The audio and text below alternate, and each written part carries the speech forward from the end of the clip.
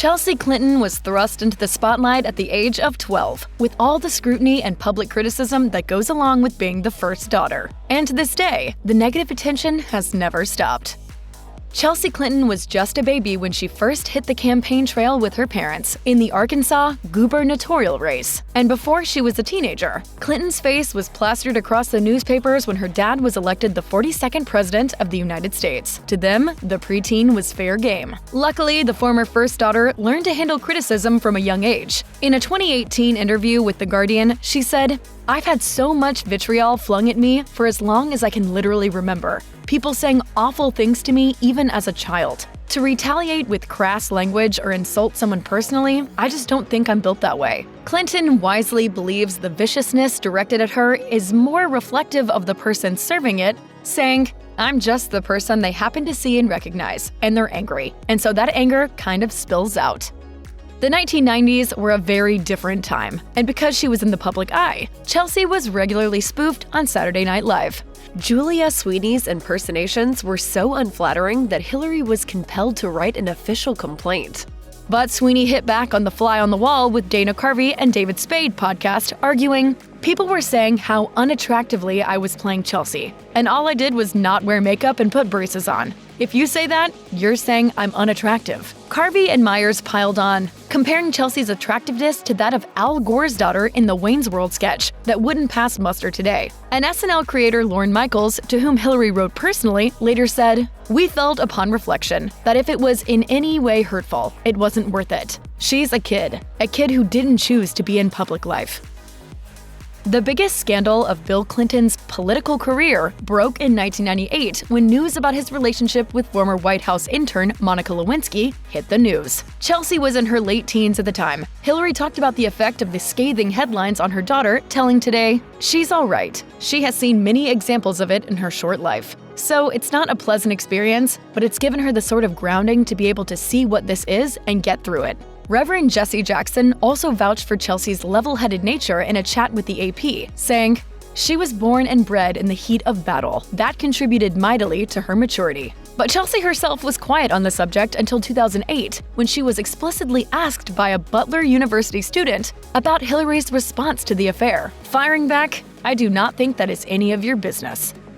In 2011, Clinton landed a special correspondent job on NBC, reporting on Making a Difference stories for Rock Center with Brian Williams and Nightly News. Of course, without any prior broadcasting experience and with a reported $600,000 annual salary, she was labeled a Nepo baby before the term was even invented. And the initial reviews were nothing short of scathing. The Washington Post's Hank Stuver wrote, "Either we're spoiled by TV's unlimited population of giant personalities, or this woman is one of the most boring people of her era." And things didn't get much better, even when her contract was surprisingly renewed. In a damning report published by BuzzFeed, NBC employees appeared to go out of their way to twist the knife. One staffer claimed Clinton was a horrible interviewer, adding, "There were ground rules, what she could and couldn't report. Only good news, no politics." Clinton left the network in 2014.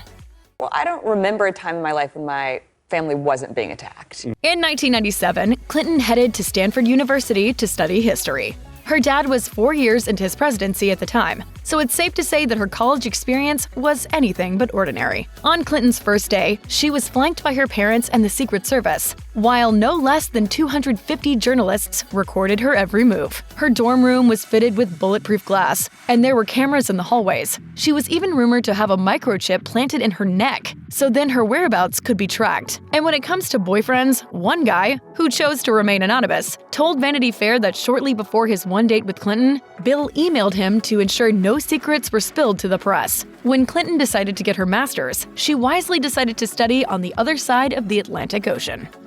When she was at Stanford, Clinton was dissed for giving the tabloids so little to work with. Then, when she headed to Oxford University, she was criticized for giving them too much. The Daily Telegraph published a piece about Clinton's partying under the headline, "Is Chelsea Clinton putting town before gown?"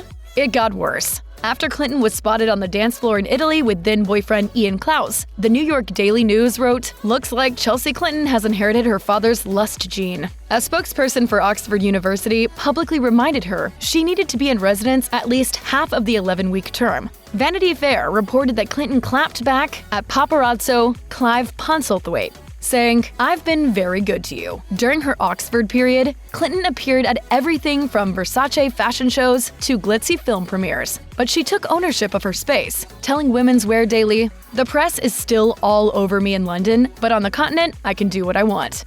In 2011, less than a year after Clinton and Mark Mavinsky got married, there were reports of marriage troubles. Star magazine featured the headline, "What Went Wrong?" alongside a picture of Clinton looking like she had the weight of the world on her shoulders. But honestly, who hasn't looked that way on occasion? And according to those really in the know, there was absolutely nothing to the rumors. Speculation began to mount when it was discovered that Mavinsky, who makes a living as a hedge fund executive, had taken a lengthy ski vacation without his wife, just after quitting his job at global investment firm 3G Capital. However, according to what Barry Lurie, Clinton's chief of staff, told Vogue, none of it was true. But what put a strain on them was that the stories were being written because none of us were paying attention to it. It was an eye-opening lesson. Chelsea realized, maybe I need to get out there and demystify myself a little bit.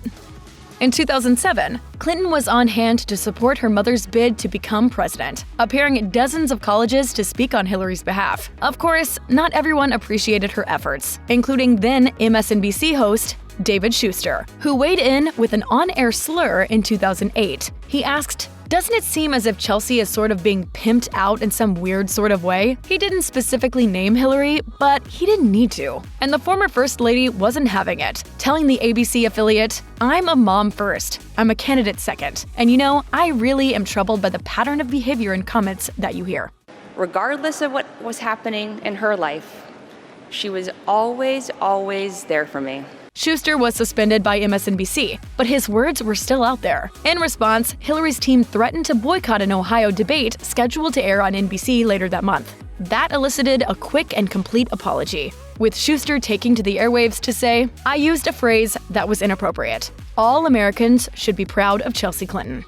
It's a secret ballot. You just write down the name Trump and you are done. It's hard to imagine now, but there was a time when Clinton and Ivanka Trump, two first daughters at completely opposite ends of the political spectrum, were firm friends. Of course, that all changed, understandably, when Donald Trump rose to power. At one point, Clinton insisted that the actions of her parents would never impact her friendship with Ivanka. But Trump said some vile things about Hillary during the campaign, and she eventually realized she's been naive to think such things could be separated, telling Andy Cohen, "I have no interest in being friends with someone who is actively taking part in this administration's everyday collision of cruelty and incompetence." She's more than complicit, as anyone who has worked for him for so long by definition is. 2 years later, on another episode of Watch What Happens Live, Clinton doubled down on her opinion of the latest incarnation of Ivanka, bluntly explaining, "She is not the person I called when I was curious about something for my kids or if I was debating a life decision, but we were definitely friends." And then she went to the dark side.